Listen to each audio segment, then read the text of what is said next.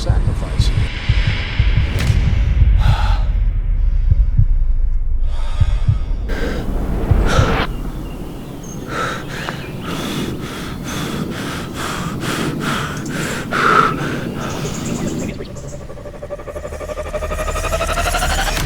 Guys? Down the hill.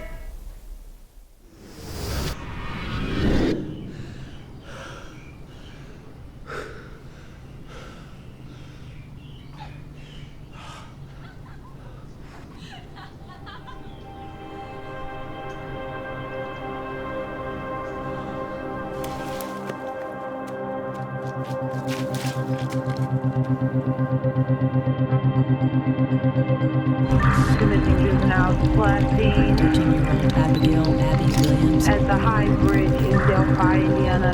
and 14-year-old Libby German. All bonus Ireland requesting route to the station to help with the search party. Last seen on the bed of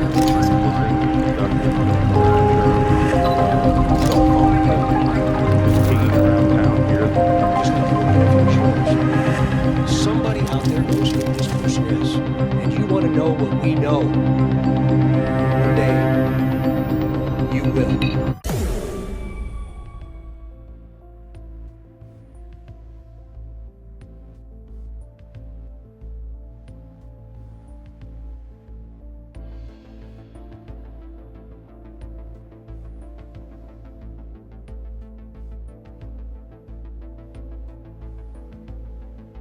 I'm from the small town of Delphi, Indiana. A population of less than 3,000. And one of us is a killer. Accusations fly. Mainstream media lies. Social media drama. In a courtroom full of chaos. This is a case of twists and turns, leaks and lies. Right now, we delve into a heart-wrenching fight for the truth. This is a True Crime Investigates exclusive, a behind-the-scenes look into the Delphi murders investigation. For 8 years, a local YouTuber has dedicated his entire life to one thing, to find justice for Abby and Libby. This is Murder on the Monon. So when I look at the photograph of the bridge guy, it's hard to tell anything about this. You look at the guy and it's so pixelated, so blurry. Anytime you try to zoom in, it just gets worse. So you're creating pixels and pareidolia by looking at these photographs that are already pixelated, and zooming in more, you start to see different things.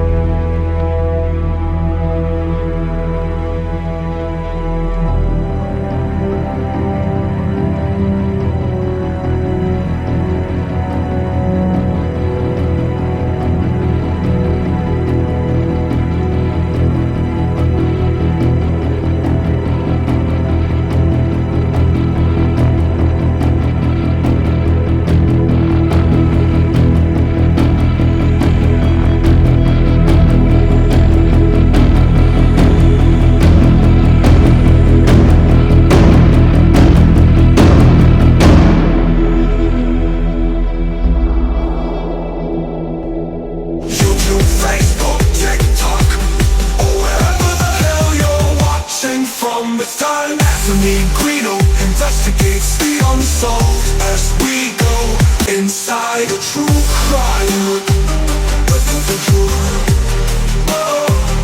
Inside a true crime.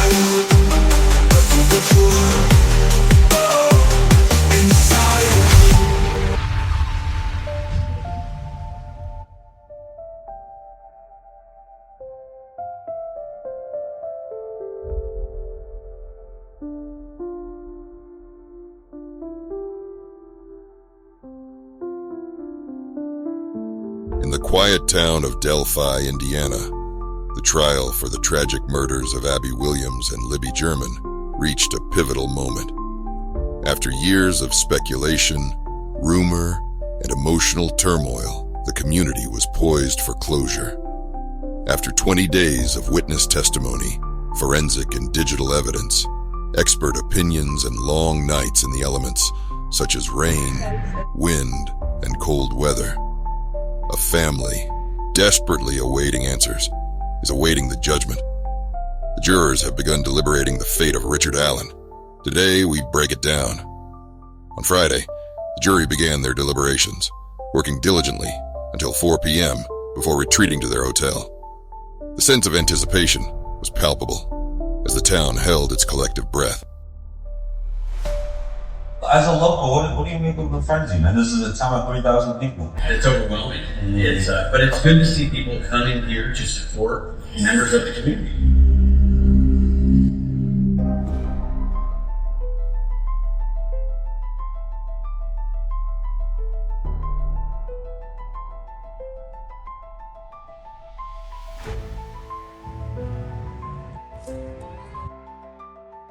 I mean, growing up, it was a small town. You could run around, ride bikes, go to the park, play basketball. And when it happened, it was kind of like a ghost town.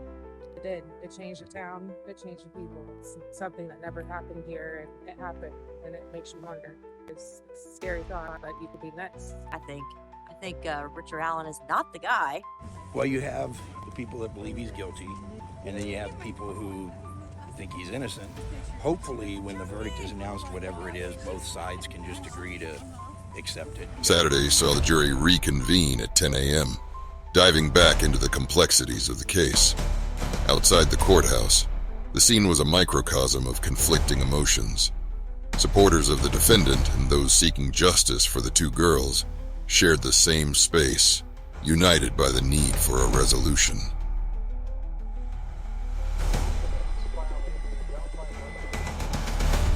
Sunday was a day of rest for the jury, but the community was anything but quiet. Everybody lost hope there for a while because it's took almost 8 years to get to where we're at today. Do we have any integrity in Carroll County? And I recognize you, Greeno. Conversations about the trial buzzed throughout Delphi, drawing people together from all corners of the globe. The waiting continued, and the hopes of many rested on the outcome of the deliberations.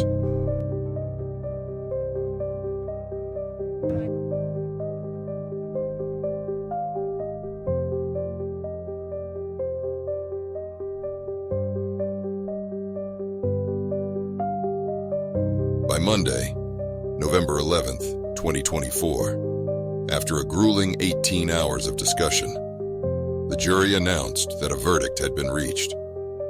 As word spread, tensions mounted. Supporters of the defendant and advocates for justice felt the strain of their long wait. The town braced for the impact of the decision.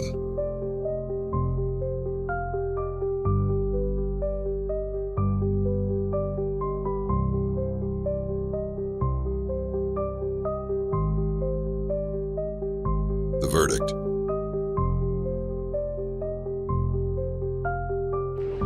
What do we got? Guilty!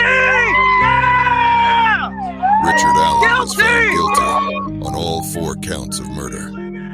He faced a minimum of 45 years for each count, with a potential maximum sentence of 130 years in prison. The announcement reverberated through the community, a mixture of relief and sorrow.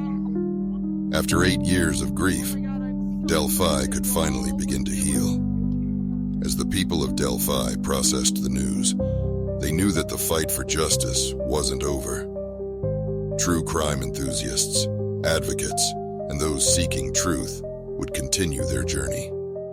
The documentary series, Murder on the Monon, would be completed, and the pursuit of answers for other unsolved crimes would carry on.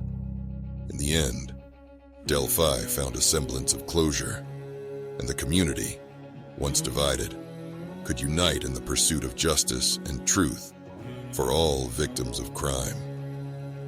The story of Abby and Libby would remain a testament to their resilience and the unyielding quest for justice.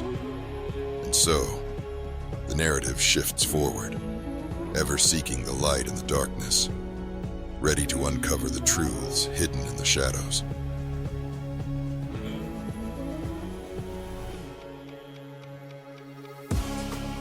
Coming up today, Anthony Greeno is finally speaking out. After remaining silent for days, joining him is Casey Conwell to give his insights on the dramatic case that sent shockwaves throughout the world. Tonight, this is an open panel case discussion. Whether you're rooting for a convicted killer or relieved that the nightmare is over. One thing is for sure. For the families of Abby and Libby, the community of Delphi, and all of us here in the true crime community can finally take a breathe after almost 8 long years and say, today is the day. So hold on to your ass's social media as we encourage you to call in, voice your opinion, debate respectfully, and remember that the truth is out there, somewhere, in a tale of good versus evil. Every saint has a past, and every sinner has a future. This is the Delphi murders. It all went down the hill for the bridge guy. This is True Crime Investigation, Unsolved. Eyes gone hollow, reflection faded. The echoes of the past haunt every step. World turns cold, left here waiting, feeling like there's nothing left. I am broken down and lost the will to breathe. Soul sinking deep, can't find relief. But with conviction, their souls are now set free. Rising from the pain, break these chains of grief. Defense case, 2 missing juveniles. Abigail Joyce Williams. Getting scared now. It's getting cold. Liberty Rose Lynn German. Missing, abducted, we don't know for sure. Last seen at the High Bridge in Delphi, Indiana. Delphi is just not one of those places where any of us ever thought that something like this would happen.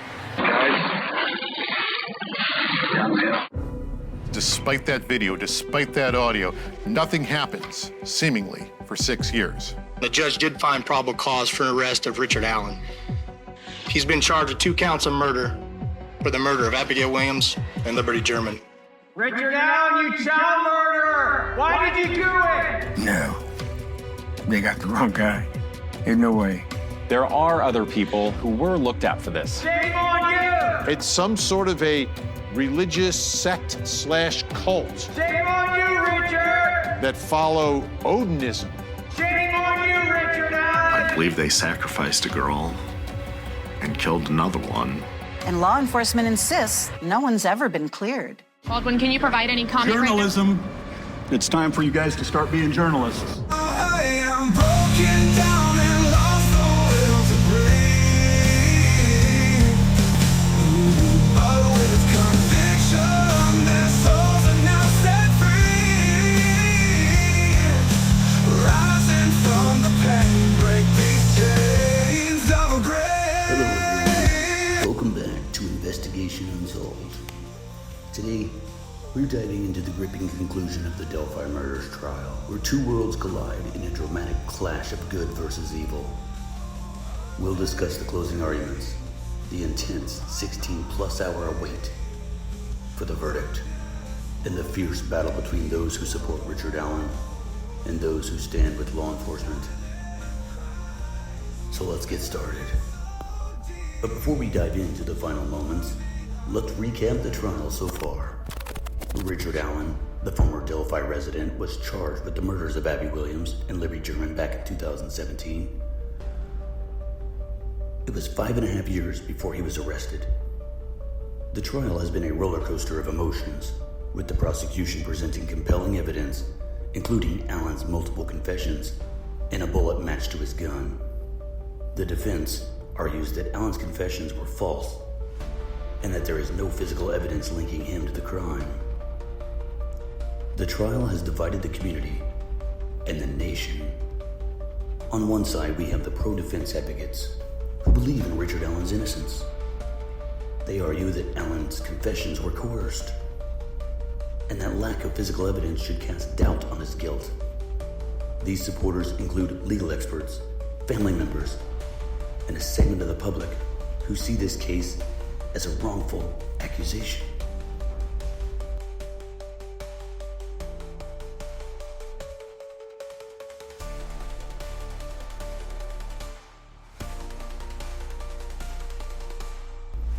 But on the other side, we have the pro-state advocates who stand firmly behind law enforcement. They believe that Allen is the bridge guy seen in the grainy video and are convinced by his repeated confessions. This group includes the victims' families, community members, and law enforcement officials who have worked tirelessly on this case. The closing arguments were nothing short of dramatic. The prosecution painted a vivid picture of Allen as the bridge guy, emphasizing his confessions and the matched bullet. The defense, meanwhile, focused on the lack of direct evidence and the possibility of false confessions due to Allen's mental state. It was a battle of narratives, each side pulling the jury in opposite directions.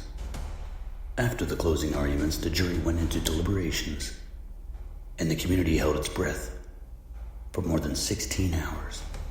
The tension was palpable, with families of the victims and supporters of Allen anxiously awaiting the verdict.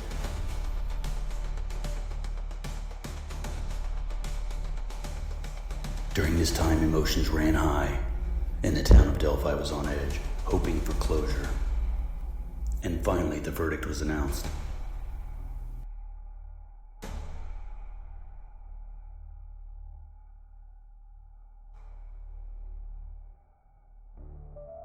Richard Allen, guilty on all 4 counts. The courtroom erupted in a mix of tears and hugs. And outside, individuals are cheering, crying, and taking one last breath, ensuring that the past 8 years have finally come to a resolution.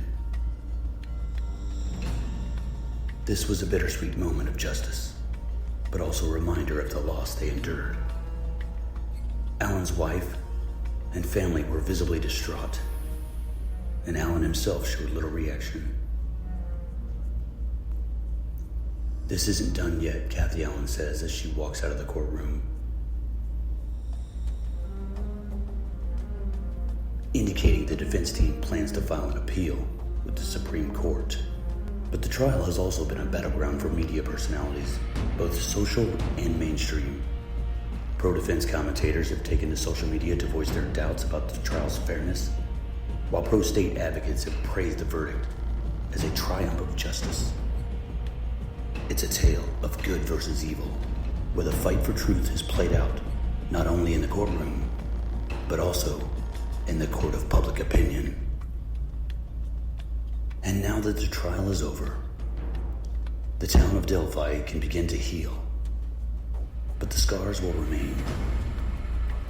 The community has been through a lot, and this verdict brings a sense of closure, but also a lot of questions about the future. How will the families move forward? What does this mean for the town of Delphi? And what do we do next? here on Investigation Unsolved. We're gonna discuss all that tonight, right here live on the Delphi Murders.